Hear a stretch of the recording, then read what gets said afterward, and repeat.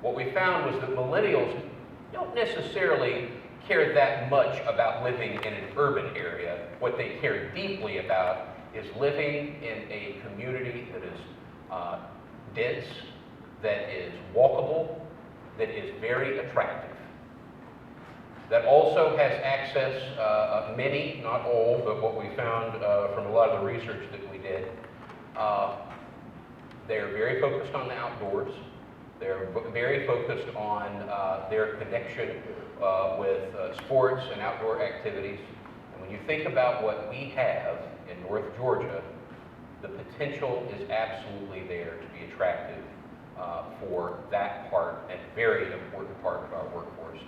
But the reality is, every announcement, major announcement that we have seen in all of North Georgia about technology jobs is based on where their workforce is willing to live.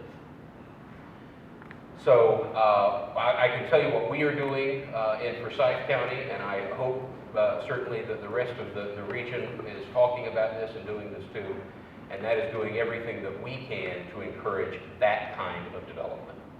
Many of you may have been to Avalon along Georgia 400, very high-end live, work, play community. We just last night at Forsyth County Planning Commission, we had a very similar development to that is a live, work, play development. And we're certainly banging the drum as loud as we can, both with the development community and the planning community, to be able to help support that. The developers absolutely are building their future on the idea that it will be largely millennials that will be living in that development. That is certainly true of what's going on already at Avalon. And by the way, the rental price at Avalon for a 2-bedroom apartment starts at $2,500 a month. So these are folks that have money. We certainly would love for them to be spending it in our region. So with that, one thing that I would end is just a request of all of you. There's a lot of talent. There is a lot of resource in this room, and there's a lot of treasure in this room.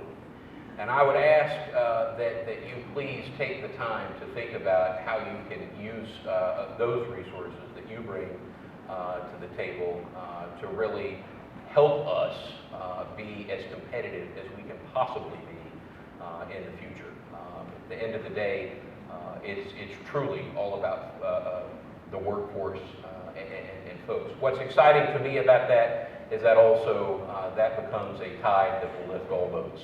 And a lot of opportunity, a lot of entrepreneurs come out of a better workforce, and we're excited about that too. Thank you for your time. Thank you for having me. If we could get our speakers to come up, we have some time for some questions, and I have some prepared questions. So if you will take a seat, don't throw them off the stage. You should probably sit on the edge.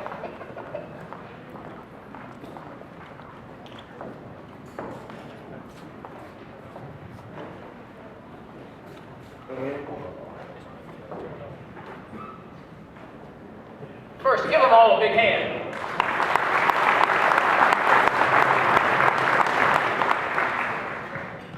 I have a couple of questions, and then I have I have a mic that'll go out in the audience, and we'll invite your questions as well.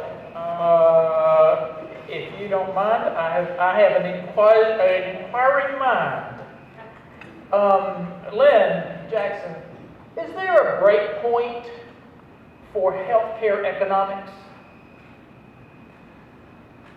Well, it depends on if you're on the payer side, or if you're on the need for health care. I mean, I think that the break point comes in when you try to make a decision on behalf of a patient and their expenses. You know, you begin to think, well, how much is too much? And I guess that's in the eye of the beholder. A lot of people want mercy for themselves and justice for others. We're not willing to pay a lot for someone else's health care, but we're happy to pay a lot for our, or have a lot provided to us. So I guess it's a matter of whose health care you're talking about. For Eugene,